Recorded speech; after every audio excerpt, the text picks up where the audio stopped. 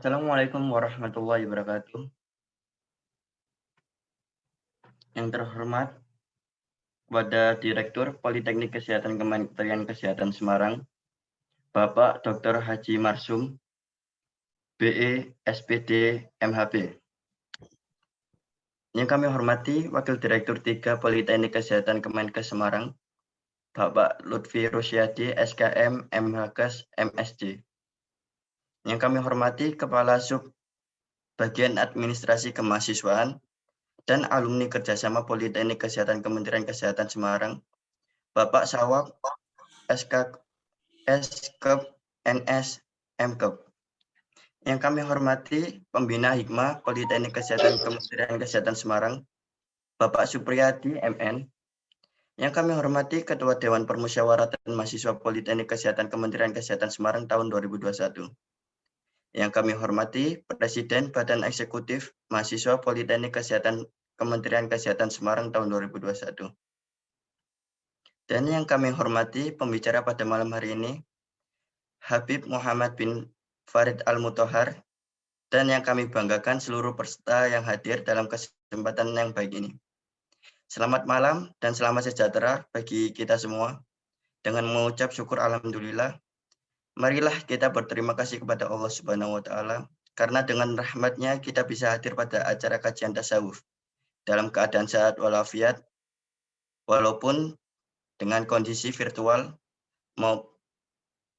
namun tidak mengurangi kehikmatan pada acara kali ini, insya Allah.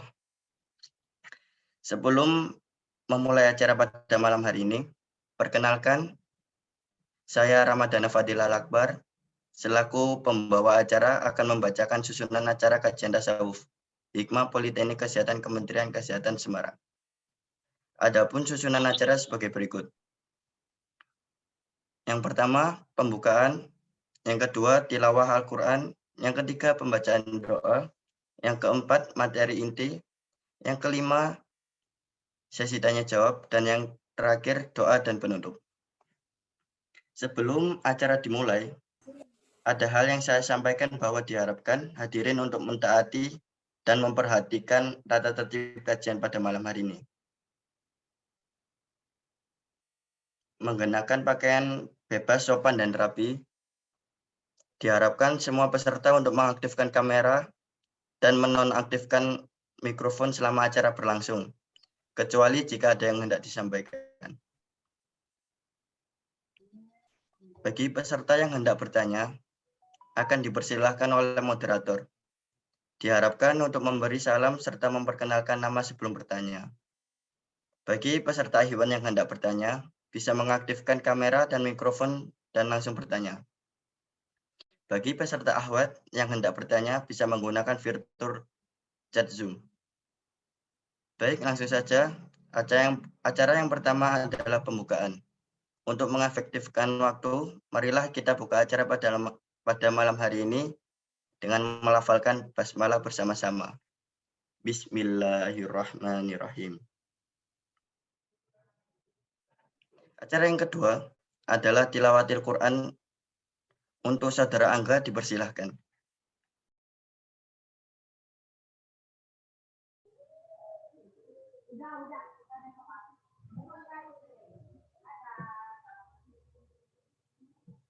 Iya.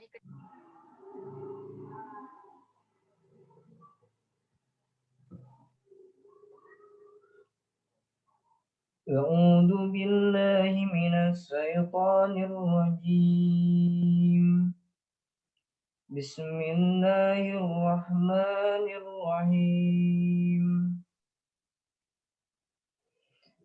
سبح لله ما في السماوات وما في الأرض وهو العزيز الحكيم يا أيها الذين آمنوا لم تقولون ما لا تفعلون كبر مقتا عند الله أن تقولوا ما لا تفعلون إن الله يحب الذين يقاتلون يقاتلون في سبيله صفا كأنهم بنيان مرصوص وإذ قال موسى لقومه يا قوم لم تعودونني وقد تعلمون أني رسول الله إليكم فلما زاغوا أزاغ الله قلوبهم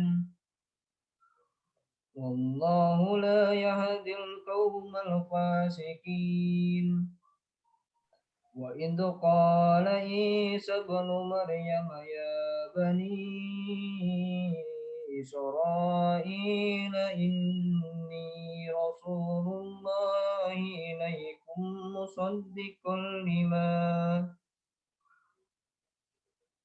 مصدقا لما بين يدي من التوراة ومبشرا برسول يأتي من بعد اسمه أحمد فلما جاءهم بالبينات قالوا هذا سحر مبين ومن أظلم ممن افترى على الله الكذب وهو يدعى إلى الإسلام والله لا يهدي القوم الظالمين يريدون ليطفئوا نور الله بأفواههم والله متم نوره ولو كره الكافرون هو الذي أرسل رسوله بالهدى ودين الحق ليظهره على الدين كله ولو كره المشركون يا أيها الذين آمنوا هل أدلكم على تجارة تنجيكم من عذاب عليم تؤمنون بالله ورسوله وتجاهدون في سبيل الله بأموالكم وأنفسكم ذلكم خير لكم إن كنتم تعلمون يغفر لكم ذنوبكم ويدخلكم جنات تجري من تحتها الأنهار ومساكن طيبة في جنات عدن ذلك الفوز العظيم وأخرى تحبونها نصر من الله وفتح قريب وبشر المؤمنين يا أيها الذين آمنوا كونوا أنصار الله كما قال عيسى ابن مريم للحواريين من أنصاري إلى الله قال الحواريون نحن أنصار الله فآمنت طائفة من بني إسرائيل وكفرت طائفة فأيدنا الذين آمنوا على عدوهم فأصبحوا ظاهرين صدق الله العظيم.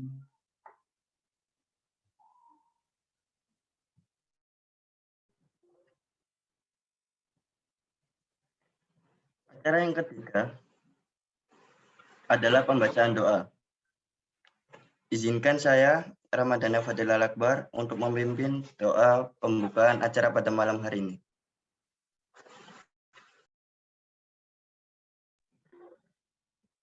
Bismillahirrahmanirrahim. Rabbi shrah li sadri wa yassir li amri wahlul 'uqdatam min lisani yafqahu qawli. Allahumma shalli ala Muhammad wa ala ali Muhammad. Allahumma suril Islam, Allahumma suril Islam, Allahumma suril Islam. Allahumma aizal Islam wal muslimin. Allahumma ighfir lil mu'minin wal mu'minat wal muslimin wal muslimat. Allahumma ansurna ikhwanana al mujahidin fi Rohingya. Allahumma ansurna ikhwanana al mujahidin fi Filistin. Allahumma ansurna ikhwanana al mujahidin fi Uyghur. Allahumma ansurna ikhwanana al mujahidin fi Suriah. Allahumma ansurna ikhwanana al mujahidin fi kulli makan wa kulli zaman.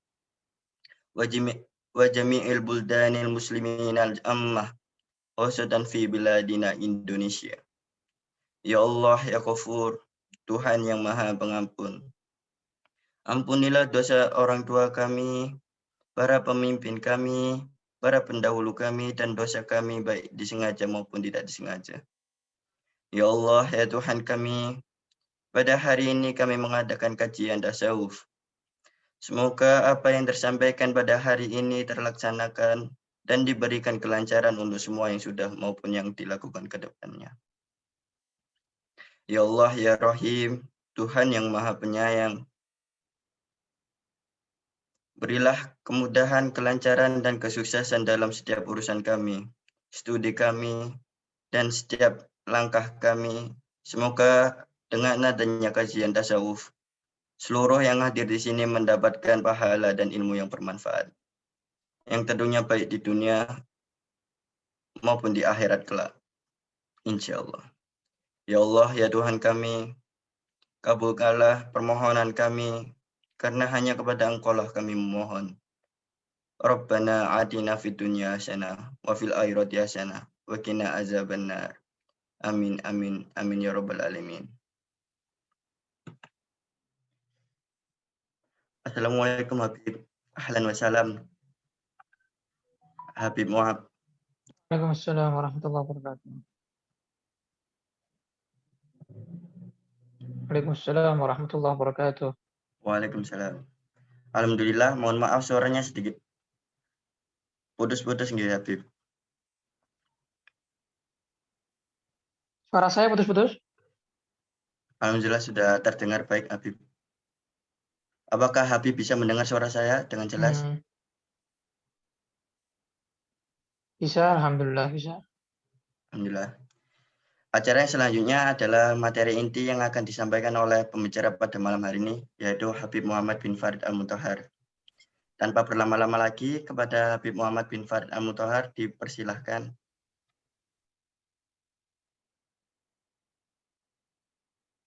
Ya, bismillah, alhamdulillah. Wassalatu wassalamu ala rasulillah sayyidina maulana Muhammad bin Abdullah wa ala alihi wa sahbihi wa mawalah wa la hawla wa la quwata illa billah. Subhanaka la ilma lana illa ma 'allamtana innaka antal alimul hakim. Rabbi shrah li sadri wa yassir li amri وارفع لي ذكري وطول لي عمري في طاعتك ورضاك ما جاء بحبيب محمد صلى الله عليه وسلم آمين يا رب العالمين. أما بعد، قال المصنف الحبيب الإمام قطب الإرشاد وغوث العباد والبلاد الحبيب عبد الله بن علي الحداد نفعنا الله به وبعلومه في الدارين آمين يا رب العالمين. ومن المحافظة على الصلاة والإقامة لها.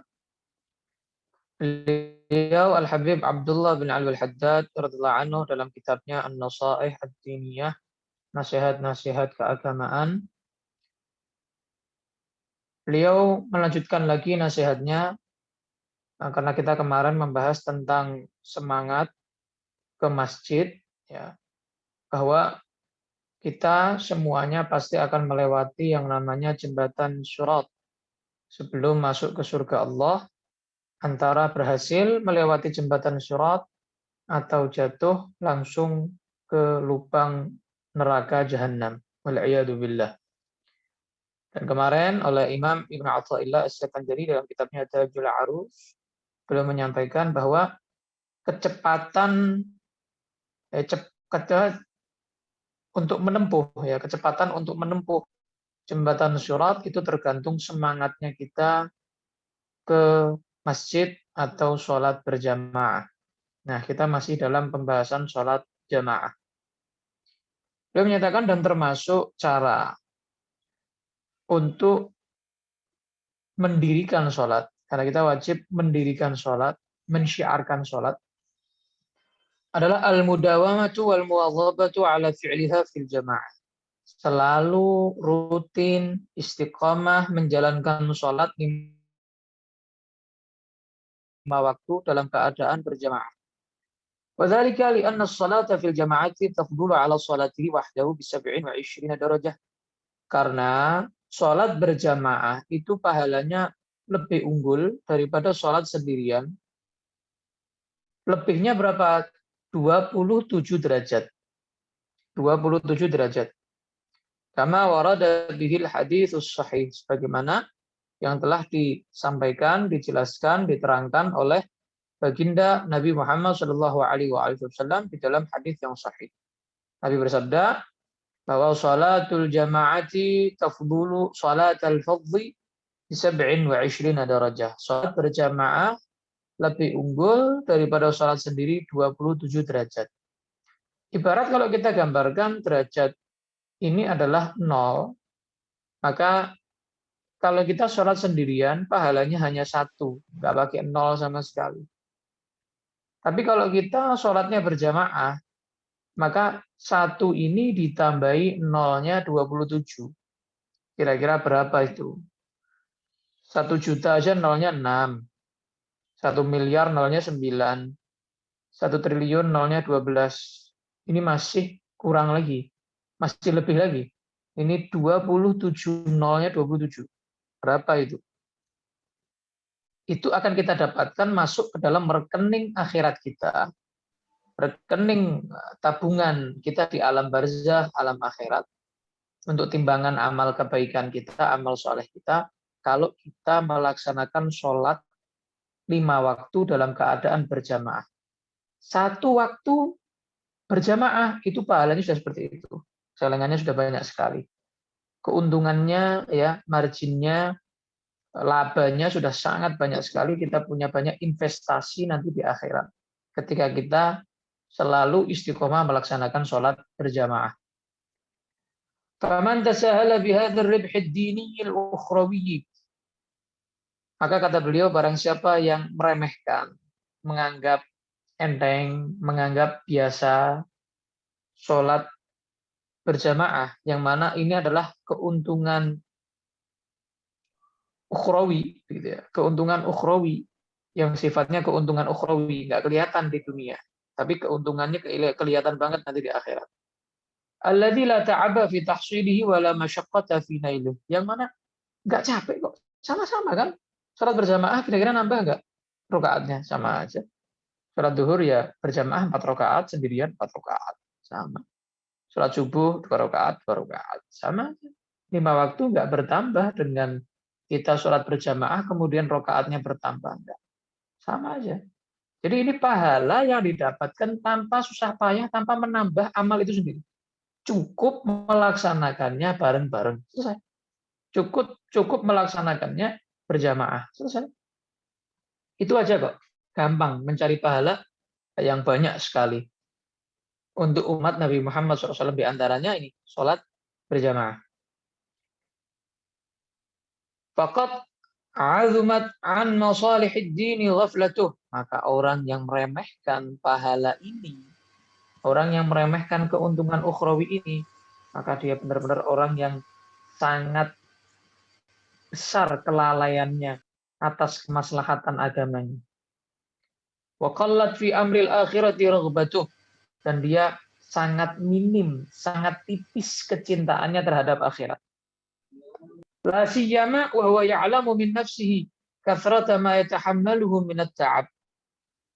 Wa yuqasi min al-mashaq fi talabi ribhi ad-dunya al-yasir al-hagir. Wa idha hasala lahu minhu shay'un tafih bi ta'abin kathir nasiya ta'abah. Wa 'adda ma nalahu min ribhid dunya al-faniyah ghunman jasiman. Seandainya orang itu, orang yang tidak mau sholat berjamaah, malas, mengentengkan, ya, menganggap remeh sholat berjamaah, dia lebih seru sendiri nggak apa-apa, yang penting kan sholat 5 waktu, yang penting kan nggak ninggalin sholat. Orang yang begitu, itu kata beliau ibarat orang yang sangat minim kecintaannya dengan akhirat. Berarti dia nggak mau nabung buat akhiratnya, nggak mau nambah rekeningnya di akhirat. Jadi rekening akhiratnya nggak mau ditambah sama dia. Dan dia orang yang sangat lalai, sangat lupa akan bahwa dia akan mati. Dia akan butuh celengan, dia akan butuh tabungan, dia akan butuh rekening akhirat. Kok dia ketika di dunia nggak mau nabung, nggak mau nyelengi. Padahal kalau dia kerja, ya, kerja yang duniawi, kerja, sampai dia tuh lembur, capek, lelah, dapat untung yang banyak, lupa capeknya. Ngerasa capek lagi, kenapa? Dilihat ada hasilnya. Nah, ini yang zahir, ini yang nampak. Dia lupa capeknya, karena dapat gaji besar, keuntungannya besar, labanya besar. Tapi kalau urusan ukhrawi, dia lihat, capek, harus ke masjid, jalan ke masjid, ya berjamaah, nanti lama sholatnya nggak bisa cepat. Jadi banyak alasan kalau buat ukhrawi, pahala ukhrawi, untuk rekening ukhrawi banyak alasan. Afala yakhsha man ya'rifu min nafsi hadhihi al-awsaf ay yakuna 'inda Allah minal munafiqin? Apakah enggak takut orang-orang yang malas sholat berjamaah 5 waktu ini dikategorikan oleh Allah termasuk orang-orang munafik? Karena termasuk ciri-ciri orang munafik adalah malas sholat berjamaah. Wal'iyadzubillah. Na'udzubillah. Wa fima wa'adallahu bihi minal mutasyaddiqin. Ya, dan termasuk yang mana Allah ancam mereka, ya. Dia adalah termasuk orang-orang yang ragu akan kebesaran Allah, ragu akan agamanya, ya billah. Walam yablughna fi jumlati ma balaghana an Rasulillah sallallahu alaihi wasallam annahu shalla munfaridan wala salatan wahidatan. Saya, kata beliau, Habib Abdullah Shahibur Ratib, belum pernah mendengar atau membaca, menelaah satu hadis pun, satu riwayat pun, satu kisah pun Rasulullah itu pernah sholat sendirian. Nggak pernah tahu saya. Coba, kalau ada yang tahu riwayat Rasulullah pernah sholat sendirian, nggak pernah tahu saya. Nggak pernah ada tuh kitab yang meriwayatkan, kitab hadis atau kitab sirah sejarah yang meriwayatkan Nabi Muhammad pernah sholat sendirian. Nggak ada. Walaupun satu waktu seumur hidup, walaupun saat sakit, nggak pernah ada riwayat yang meriwayatkan menjelaskan Nabi Muhammad sholat sendirian. Selalu beliau berjamaah. Nggak pernah sholat sendirian Nabi Muhammad SAW. Sehat, sakit, safar, nggak safar. Terus sholatnya berjamaah. Sallallahu alaihi wa ala alihi wasallam. Nggak pernah meninggalkan. Ini berarti menunjukkan pentingnya sholat berjamaah. Dahsyatnya sholat berjamaah. Waqala Ibnu Mas'ud radhiyallahu anhu, laqad ra'aituna wa ma yatakhallafu anha, yani salat al-jamaah illa munafiq ma'lumun nifaq. Sahabat Nabi yang bernama Sayyidina Abdullah bin Mas'ud radhiyallahu anhu, beliau berkata, dulu kami tidak pernah melihat seorang yang ketinggalan sholat berjamaah, meninggalkan sholat berjamaah, kecuali pasti, dapat dipastikan, kata beliau, sahabat Nabi yang ngomongin. Kecuali dapat dipastikan dia adalah seorang munafik yang terkenal dia orang yang munafik. Makanya tadi kan beliau menyampaikan, apa nggak khawatir, apa nggak takut? Dikategorikan Allah, dimasukkan ke dalam golongan orang-orang yang munafik. Wa'iyadzubillah.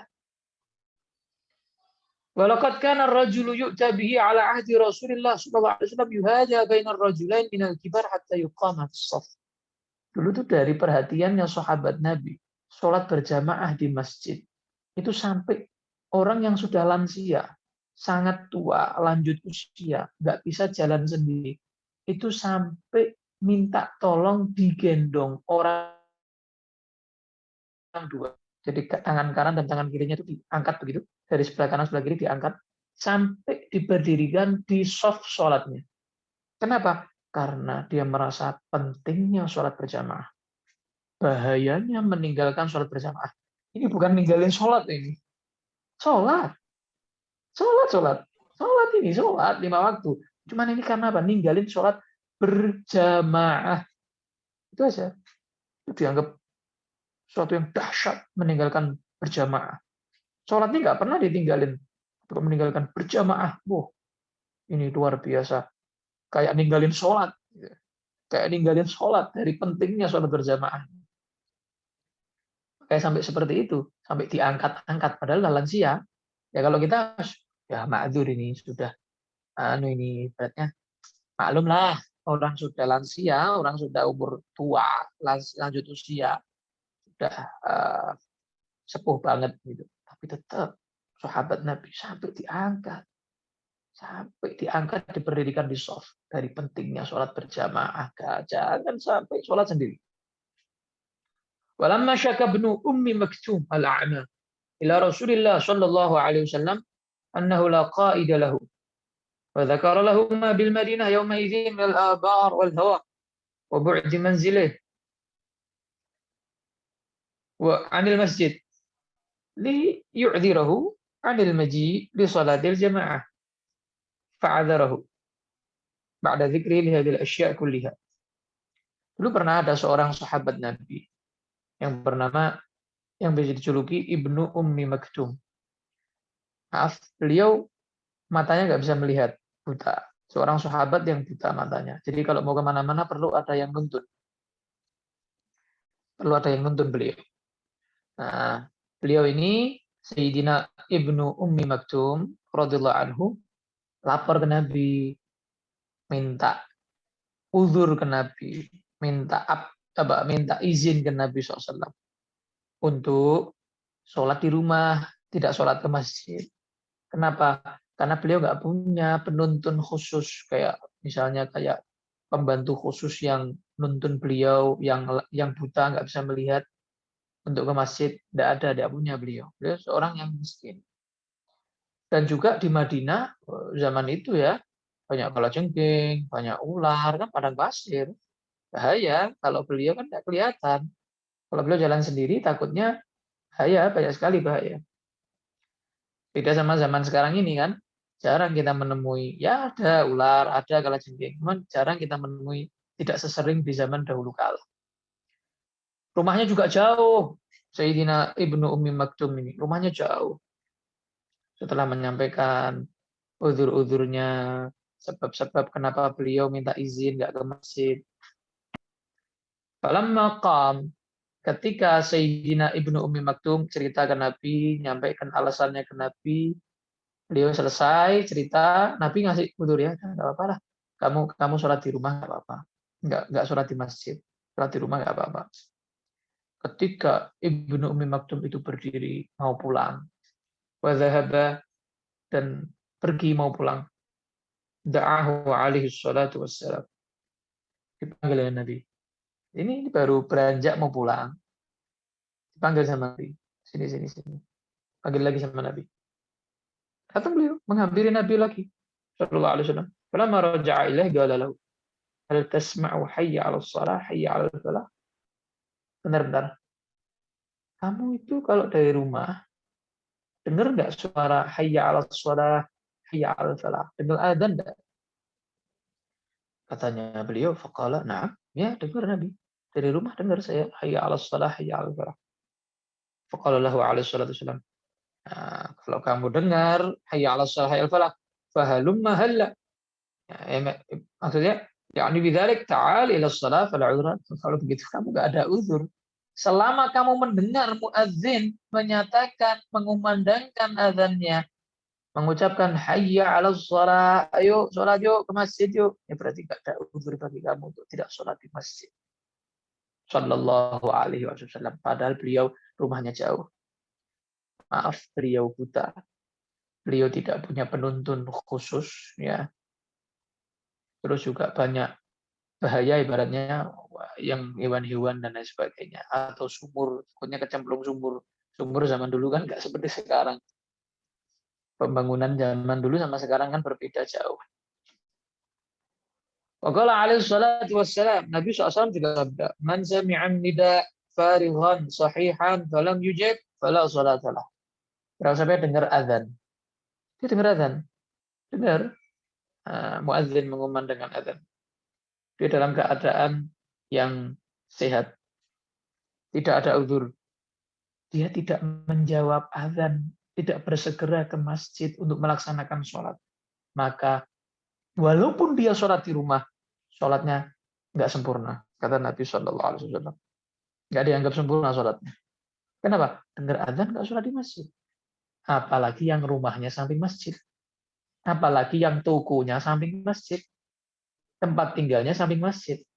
Dalam hadis yang lain, Nabi SAW bersabda, La sholata li jaril masjid illa fil masjid.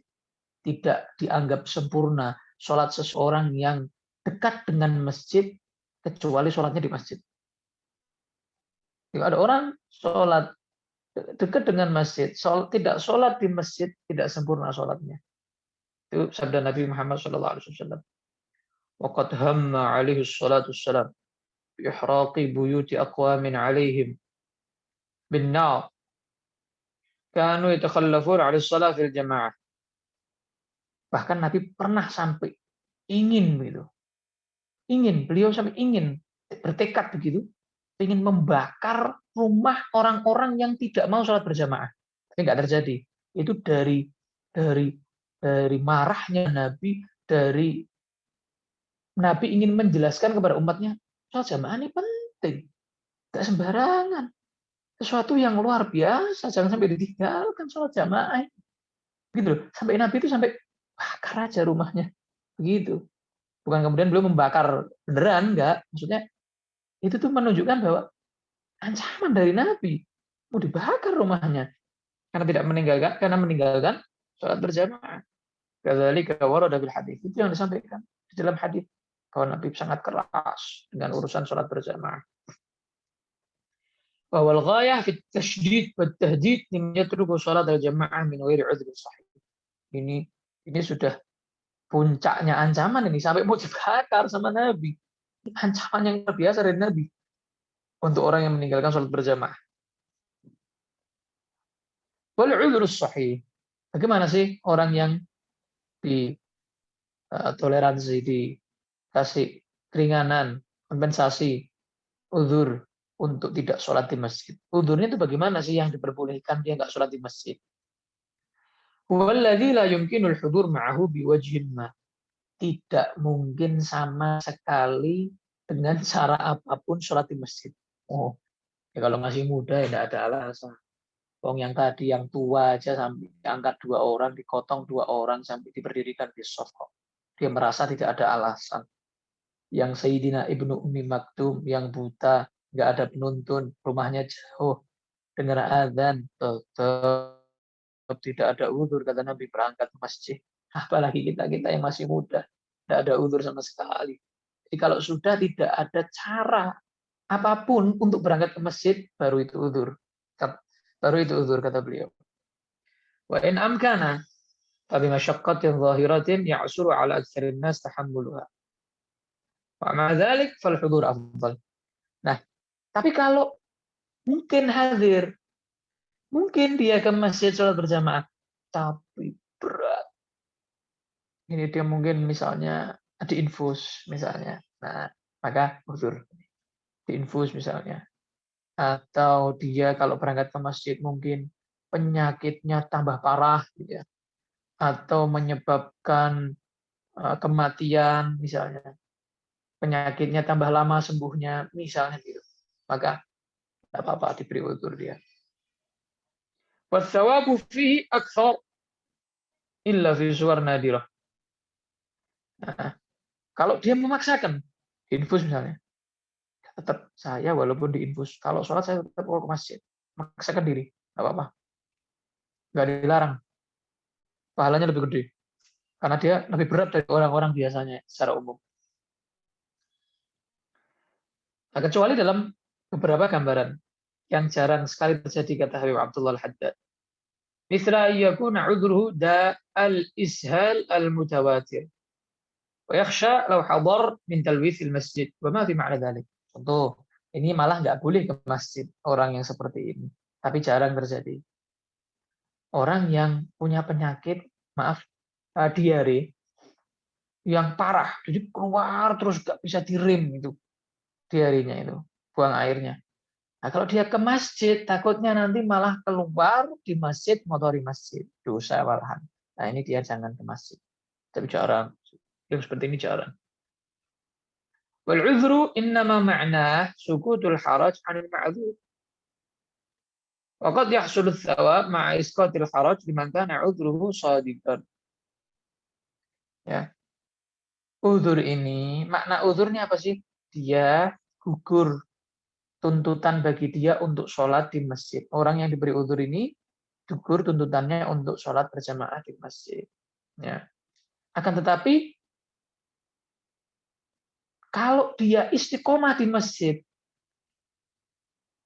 saat dia ada uzur yang beneran, uzur tadi yang saya sampaikan beneran, memang tidak bisa, atau tambah parah nanti penyakitnya, atau tambah lama sembuhnya, misalnya, maka tetap dia dapat pahala sholat di masjid karena dia biasanya rutin ke masjid. Gitu. Nggak mungkin terputus pahalanya. Karena dia istiqomah, biasa sholat di masjid, biasa sholat berjamaah. Wa huwa yawaddu an law istata' al-hudur bi ayyi mumkin. Yaqa' fi qalbi bi'adami hudurih huznun wa ta'ab ala ma fatahu min ta'ati rabbi wa ta'zim hurumatih. Dan dia kayak sedih begitu. Bukan terus, alhamdulillah, hari ini saya nggak sholat di masjid. Enak, ringan, enteng. Nggak ada begitu, nggak ada senang-senangnya begitu. Berarti berat dia, ya Allah.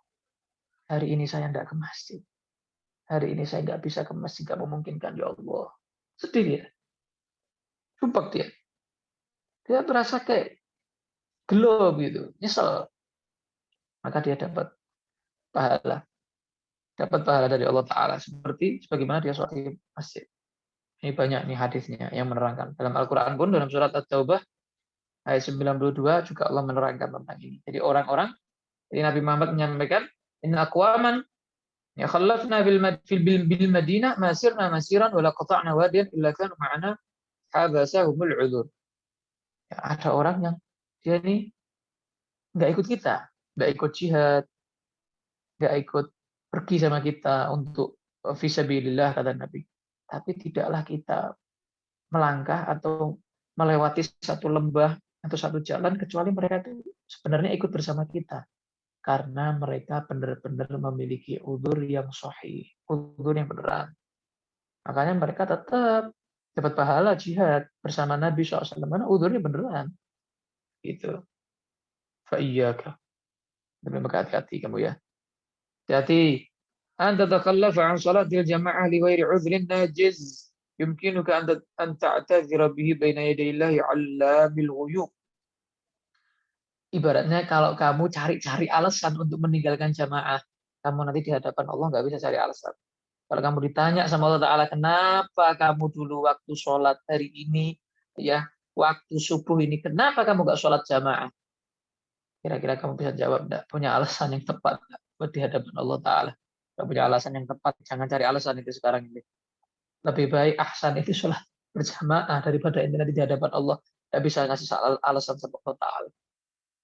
وإن بدا لك البعود في بيتك لأمر رأيت فيه خيرا وصلاحا لك في أو دنيا فاخرج إلى المسجد أو قضي الصلوات لتصليها في جماعة أو خذ إليك من يصلي معك في بيتك ولو واحدا حتى تسلم من الحرج وتفوز بالثواب. Kalau seandainya kamu berat, ya ada uzur untuk ke masjid, paling tidak kamu sholat di rumah itu kamu ada makmumnya, atau kamu menjadi makmum, gitu. Artinya jangan sampai sendiri, walaupun sholat di rumah jangan sampai sendiri. 5 waktu, mau di masjid, mau di rumah, mau di kantor. Kalau kamu tidak memungkinkan di masjid berjamaah, Walaupun di masjid, karena banyak orang sekarang sholat ke masjid sendirian sholatnya. Di masjid, jamaahnya sudah bubar, selesai, dia sholat sendiri. Sama aja. Bedanya apa dia sholat di rumah sama di masjid kalau sholatnya sendiri. Ini yang kita bahas bukan masjidnya, jamaahnya. Yang kita bahas pahalanya bukan di masjidnya, tapi berjamaahnya. Berjamaahnya itu yang penting. Jadi kalau tidak kamu di rumah, di masjid, dimanapun, kos, jangan sampai kamu sendiri. Berjamaah. Jadi imam atau jadi makmum. Fa inna fadlal jamaah yahsulu bi imam wa makmum. Apa pahala berjamaah? Cukup imam makmum, 2 orang sudah cukup dapat pahala berjamaah. Kullama katsuru kana afdal. Nah, tapi tentu yang lebih banyak jamaahnya, lebih banyak softnya, lebih banyak pahalanya juga. Ya. Wa tazkus shalah wa yazidu thawabuha khalfal a'immah min ahli al-khair was salah wa tarja' 'ala shalah khalfa man laysa bihadzal wasf. Kamu lebih baik sholat di belakangnya orang soleh. Jangan sembarang orang. Pokoknya asal masjid, asal musola, masuk jamaah. Ya, pilih-pilih. Karena sholat menjadi makmumnya orang soleh, makmumnya seorang wali min auliyaillah, makmumnya seorang yang alim, ya amil, ya khasyi', khadi', itu berbeda. Ya. Nah, sholat kamu akan bertambah nilainya, bertambah kualitasnya, mutunya di hadapan Allah Subhanahu wa taala. Jadi kamu sholat di belakangnya seorang yang seperti itu istimewa, nggak sembarangan orang. Jadi cari imam pun yang istimewa. Ya. Makanya kan mensolati jenazah juga kan begitu. Man shalla 'alal maghfur ghufira lah. Atau kama qala. Barang siapa yang mensolati jenazah seorang yang diampuni dosanya oleh Allah Ta'ala. Mungkin dia orang soleh, orang yang syahid, seorang ulama. Maka yang mensolati mayit yang ini, yang dapat jaminan ampunan Allah, juga dapat ampunan dari Allah Subhanahu Wa Ta'ala. Jadi nyetrum, merambat, gitu ya. Enggak terus pahalanya berhenti di diri sendiri. Jadi kesolehan itu bisa nyetrum ke makmumnya, ke yang mensolati mayit tersebut.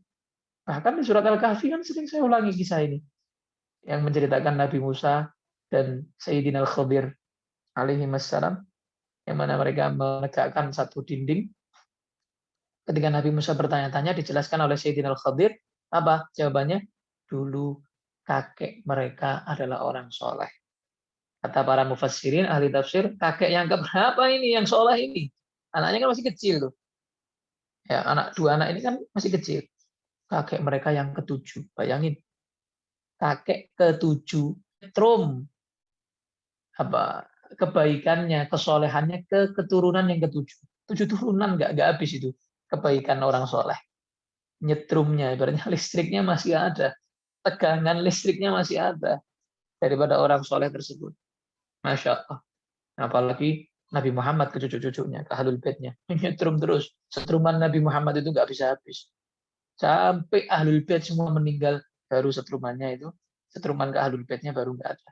Tapi sampai saat ini, ahlul bait masih banyak, para habaib, para sayyid, para syarif masih banyak.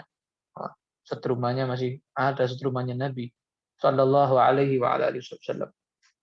Fayambaghi an tataharra wa tajtahida an tusalli khalfa a'immah al-ma'rufin bit-taqwa. Wa hadha min haitsu al-afdal wal aula. Wa illa faqad qala alaihi wasallam sallu khalfa kulli barrin wa fajir. Sallu khalfa kulli barrin wa fajir. Jadi seharusnya kata Habib Abdul Haddad Shahibur Ratib, kamu cari masjid yang di situ yang diimami orang soleh. Ya. Orang-orang yang terkenal, dia orang yang bertakwa, orang yang berilmu, yang mengamalkan ilmunya, yang takut sama Allah Ta'ala, ya, yang mungkin lisannya hikmah, lisannya ilmu, gitu ya, yang hatinya bersih. Ini afdal, lebih utama, gitu ya. Ya. Tapi kalau kamu nggak dapat, waduh, satu kecamatan, atau satu kota, oleh ayatubillah, tidak ada, orang yang terkenal, tapi jarang sekali ya. Insya Allah ada setiap kota, setiap daerah orang yang soleh, pasti insya Allah ada yang imami. Ini misalnya nggak ada, tetap kamu berjamaah. Walaupun kata Nabi SAW dalam hadis, kamu di belakangnya orang yang fajir, imamnya ini orang pelaku banyak dosa. Tapi asal bacaannya benar ya, Fatihahnya. Cara sholatnya benar, nggak salah. Kamu tetap yang penting berjamaah. Karena orang sholat berjamaah itu, Allah ngelihat. Imamnya nggak khusyuk, dilihat makmumnya. makmumnya nggak ada yang khusyuk, tetap sholatnya diterima sama Allah Ta'ala. Kenapa? Karena mereka berjamaah bersama. Jadi kalau orang sholat berjamaah, pasti sholatnya qabul. Nggak mungkin nggak. Pasti. Kenapa? Karena mereka berjamaah. Tapi kalau sholat sendiri, dilihat kualitas sholatnya nggak bermutu, nggak berkualitas, nggak khusyuk. Khusyuknya mungkin 1-2%. Ya nggak diterima sudah. Jadi kalau sholat sendiri itu kemungkinan besar nggak diterima sama Allah Ta'ala sholatnya. Tapi kalau sholat berjamaah, pasti dapat dipastikan sholatnya makbulah, diterima Allah Subhanahu Wa Ta'ala. Kenapa? Karena walaupun imam dan makmum semuanya nggak ada yang khusyuk, tetap diterima sama Allah. Kenapa? Karena mereka berjamaah. Berjamaah. Nah, saya kira itu mungkin nasihat dari saya malam hari ini.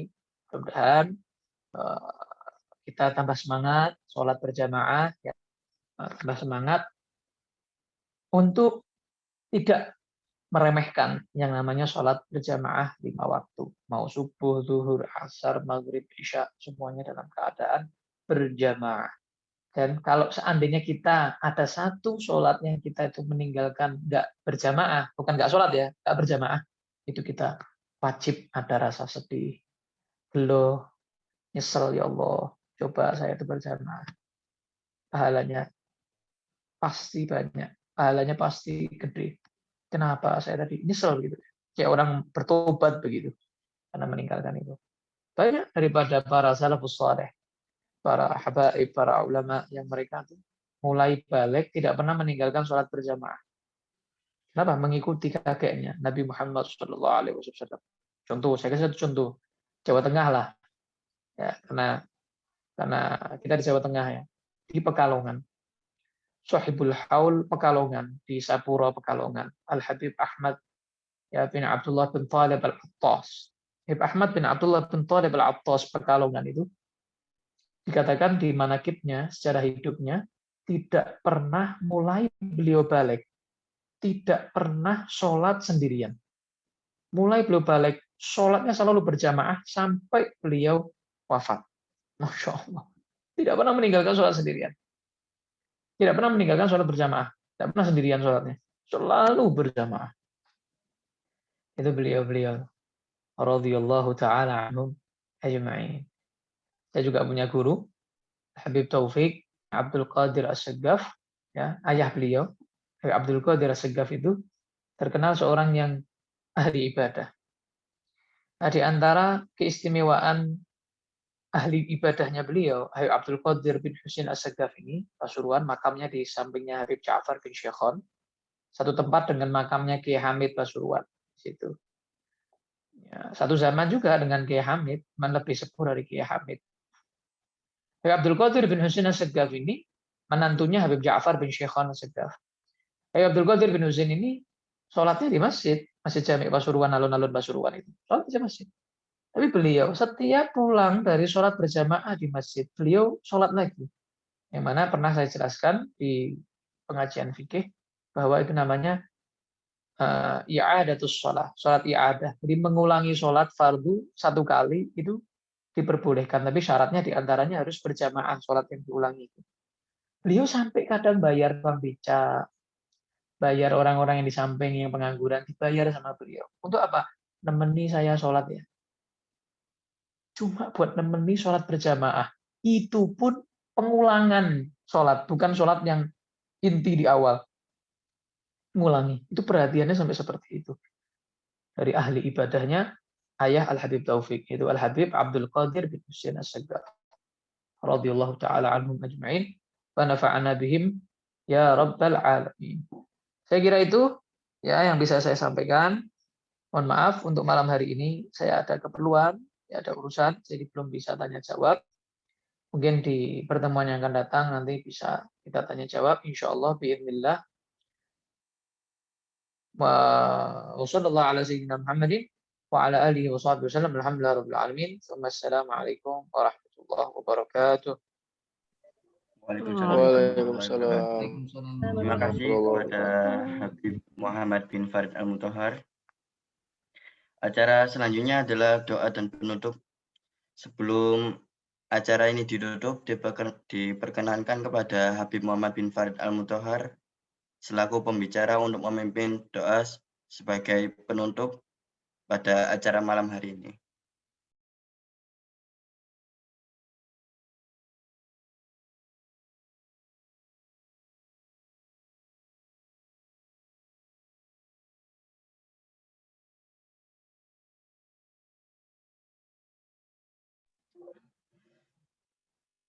Langsung saja, demikianlah acara kajian tasawuf pada malam hari ini.